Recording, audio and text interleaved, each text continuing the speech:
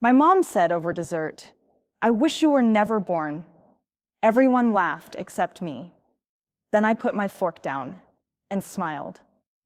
That's how it began, the sentence that split my world in half like the chocolate lava cake melting on my plate. My name is Elena Porter, born in 1990 in a quiet town called Maplewood. Back in 2021, during my sister's promotion dinner, I learned that some words can burn louder than fire. I felt like my chest had cracked open, but then something happened that finally changed everything. Today at 35, sitting in my little apartment, overlooking the Seattle skyline, I'm finally sharing this because I know I'm not the only one who's been laughed at by the people they call family. If you're listening, drop your city below. And don't forget to like and subscribe, because stories like this one deserve to be heard.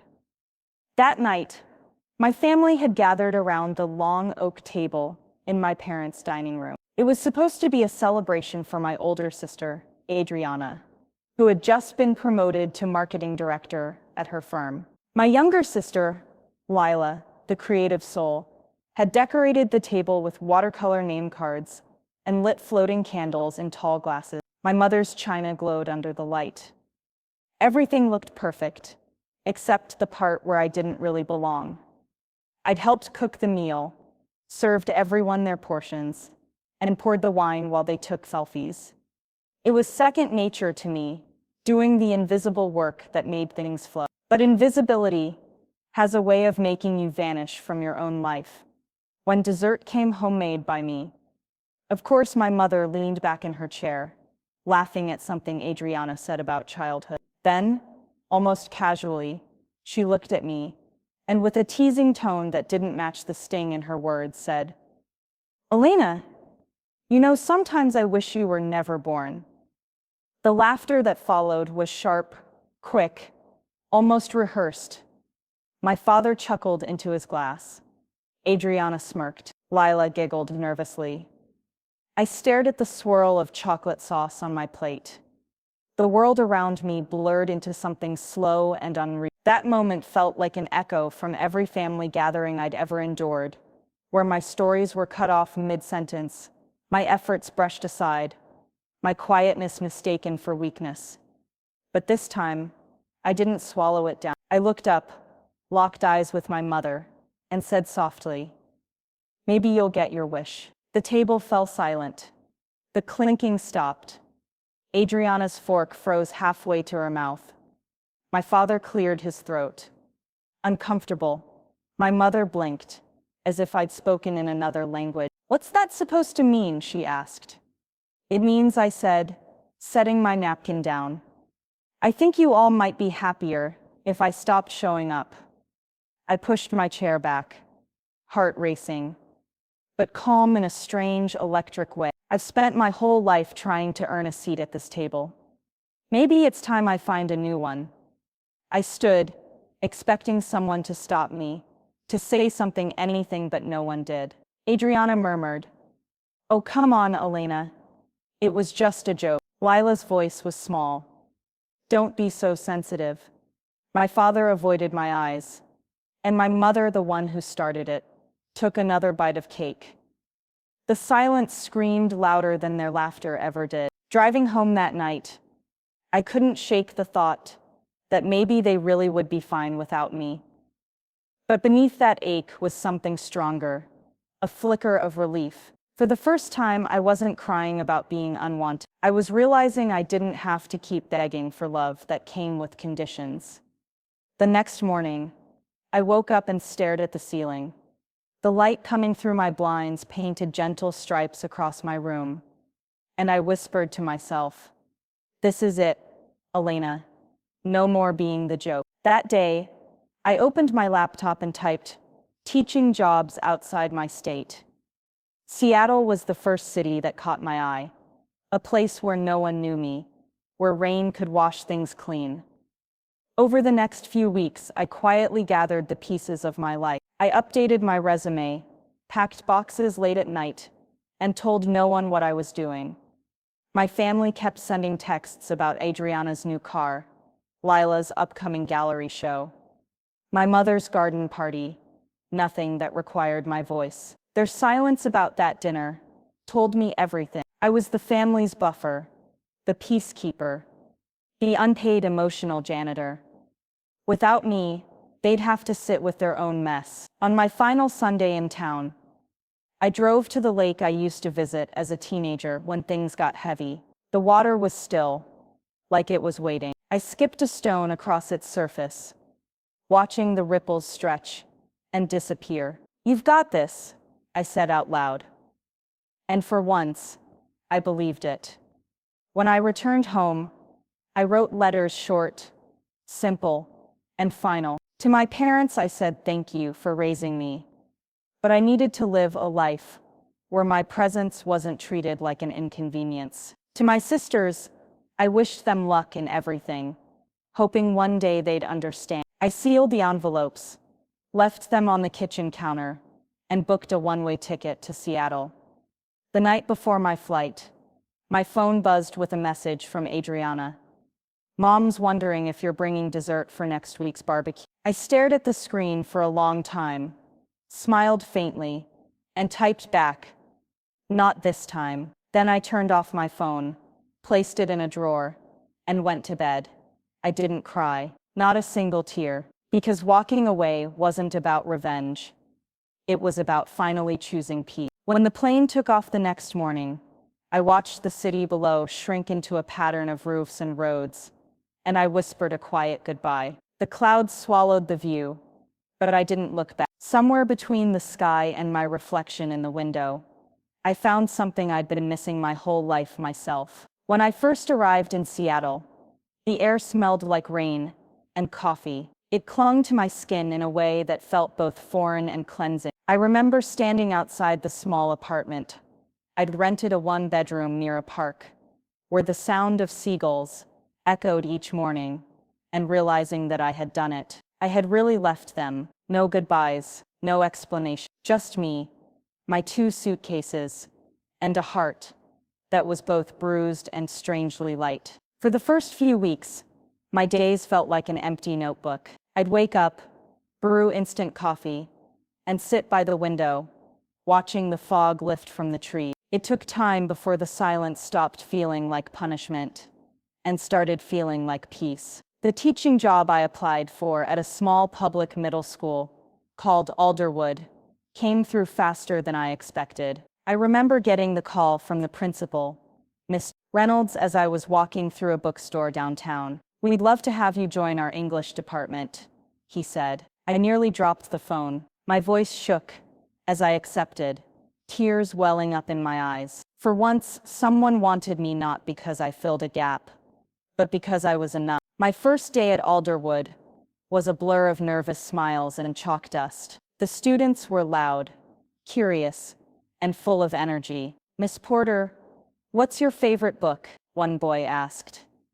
I smiled and said, "The one I'm about to read now." They laughed, and for the first time in years, I felt seen for something more than what I could give. Every afternoon, I'd take long walks through the park after school, learning the rhythm of this new life. I found a tiny cafe called Hazel and Bean, where the owner, a gentle woman named Ruth, always slipped me an extra biscotti. "You look like someone who could use a little sweetness," she'd say with a wink. And maybe she was right. Week by week, Seattle started to feel like a fresh page. I joined a weekend book club, started taking pottery classes, and even began writing again stories I'd tucked away when life back home made me too tired to dream. Then, one rainy afternoon, I met David. He came into the cafe, drenched from the downpour, holding a stack of sketchbooks under his arm. He was an art teacher at a nearby high school, and when he sat at the table next to mine, I noticed his laugh, soft, unguarded, the kind that comes from someone who listens before they speak. Our first conversation started with something simple. He asked if I'd ever tried the cafe's lavender latte. I told him no, but I liked the sound of it. "Then it's settled," he said. "Next time I'll buy you one." And we started meeting there every other evening, sharing stories about our students, trading jokes about grading papers, and quietly learning each other's scars. I told him eventually about my family, not in a burst, but piece by piece, like dropping pebbles into water. He never interrupted, never pitied me. He just listened. One night, when I confessed that my mother's words still echoed in my head sometimes, he reached across the table, took my hand, and said, "You can't control how they saw you, Elena, but you can decide who you are now." That line became my compass. Months passed, and I found myself smiling more, laughing louder. The students at school adored my classes. They started calling me Miss Sunshine because I hung fairy lights across the classroom walls and played soft music while they wrote essays. Some days I'd stay after hours, helping them talk through things that had nothing to do with grammar. I saw versions of myself in those quiet, overlooked kids, the ones who sat in the back, trying not to take up too much space. I told them all the things I wished someone had told me, that they mattered, their voice was worth hearing, that being gentle didn't make them weak. A year slipped by before I realized I hadn't heard from my family once. No texts, no emails, no calls. At first it stung, a small, cold ache I tried to ignore. But over time, that ache faded into something softer, acceptance. It was strange how silence, once so painful, could become a form of freedom. Then one afternoon, while grading papers in the staff room, the school secretary knocked on the door. "You've got a call," she said, holding out the phone. From someone named Porter. My heart froze. I took the receiver, my voice barely above a whisper. "Hello? Elena?" The voice was my father's, rougher, slower than I remembered. It's been a while." I didn't know what to say. The hum of the old office light filled the space between us. "Your mother's been, well, things haven't been easy since you left," he said finally. "Adriana and Lila, they've been fighting nonstop. Your mother keeps saying she didn't mean what she said that night. She wants you home." My stomach twisted. "Home?" I repeated softly. "I don't think that word means what it used to. Elena, please. You've always been the one who kept everyone together. We need you." And there it was, the truth I'd spent years avoiding. They didn't miss me. They missed what I did for them. The glue, the listener, the fixer. I exhaled, steady and certain. "Dad," I said gently, "I love you, but I can't come back just to be the glue again. If you all want to fix things, you'll have to do it without me." He was quiet for a long moment. "I understand," he said finally, his voice breaking. "I just hope you're happy." For the first time, I really am. When the call ended, I sat there staring at the receiver, feeling the final thread between us loosen. I wasn't angry anymore, just done. It wasn't about revenge or punishment. It was about peace. That night, I walked along the waterfront with David, telling him what happened. The city lights shimmered across the bay, and he said softly, "You did the right thing. Sometimes loving yourself means disappointing others." I leaned my head on his shoulder,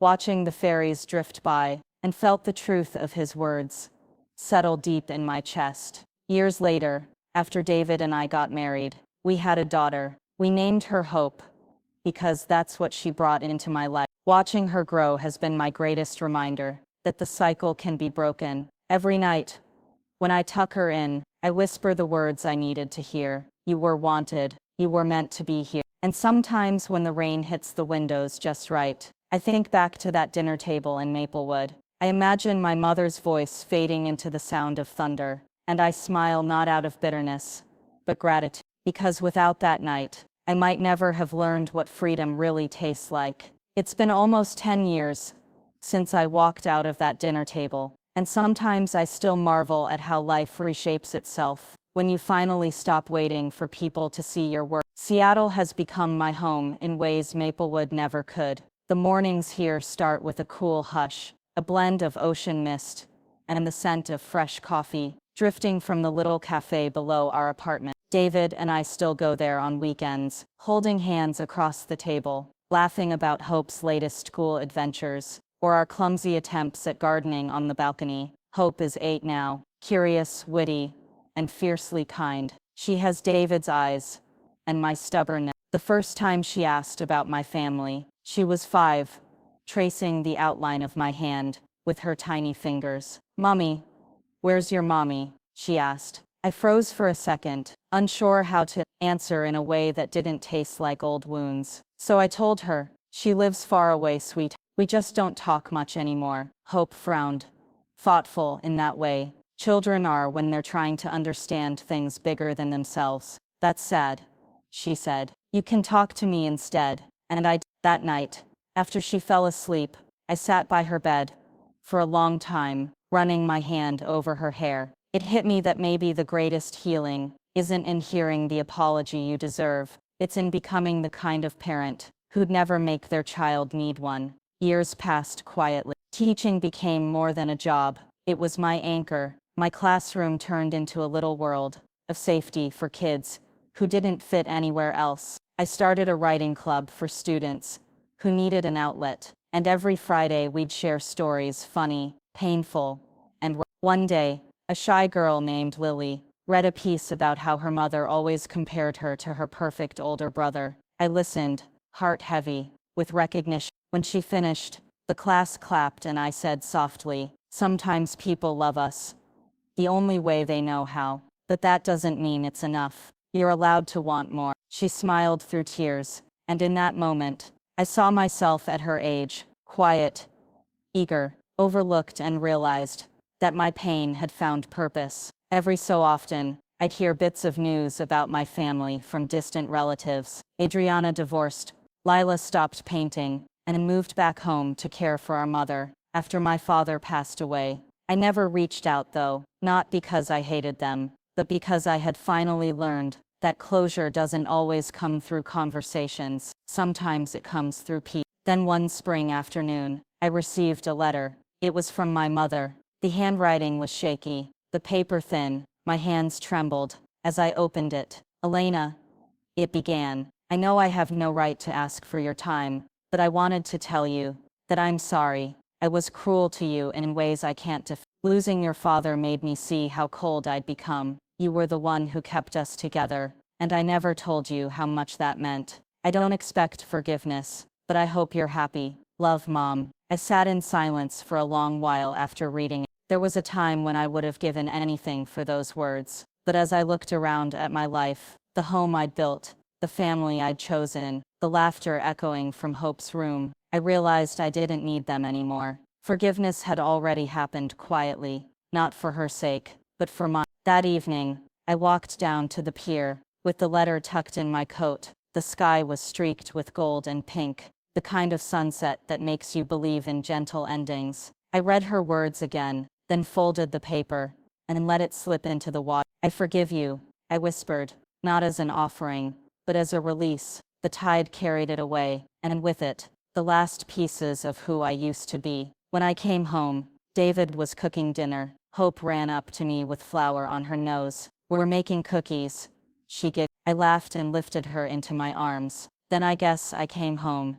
After dinner, as we sat together watching the city lights, I thought about how different this table felt from the one I left behind. There was warmth here, softness. No one is competing to be seen, just love, in its simplest, truest form. David caught me staring into the distance. "Penny, for your thoughts?" he asked. I smiled. "I was just thinking about how far I've come." He leaned over and kissed my temple. "You've built a beautiful life, Elena." "I know," I said, my voice steady, "and it's mine." Later that night, after everyone had gone to bed, I sat by the window, watching the rain begin to fall soft, rhythmic, like the world whispering back everything I'd needed to hear years ago. I thought about that version of myself at the dinner table, the one who sat frozen, humiliated, pretending not to care. I wished I could reach through time and tell her, "You'll make it out. You'll build something beautiful from this age." Sometimes, healing doesn't come with a dramatic moment or a tearful reunion. Sometimes, it comes slowly, through quiet mornings, gentle laughter, and the steady beating of your own heart, reminding you that you're still here, that you survive. Now, whenever Hope tells me she loves me, I don't just hear it, I feel it, deeply, because it's pure, unearned, and honest. the kind of love that doesn't need proving, the kind I waited my whole life to experience. My story isn't one of revenge or bitterness, it's one of returning to myself. I didn't burn bridges, I simply stopped walking across ones that always led me to pain, and in doing that, I found peace so deep, it feels like breathing underwater, and realizing you'll never drown again. I know there are others out there, quiet middle children, people pleasers, invisible hearts, still sitting at tables where laughter feels like knives. To them I say this: you don't have to earn love that was meant for you. Walk away if you must. The world is wide, and peace is waiting for you somewhere in it. And when you finally find that peace, hold it close, protect it, and never feel guilty for choosing it. Because sometimes, the bravest thing you can do is leave the room where you were never seen and build your own home where love finally has a voice. Moral lesson: when words bruise your spirit, remember they don't define your worth. You have the right to choose silence over chaos, distance over duty, peace over pain. Walking away isn't rebellion, it's rebirth. Family isn't just blood, it's the people and spaces that let you breathe freely. Forgiveness isn't always about letting them back in, it's about setting yourself free. So if your light feels dimmed in someone's shadow, step out. The world will meet you with warmth you thought you'd never feel again. You've got this. Your healing is not a betrayal, it's your beginning.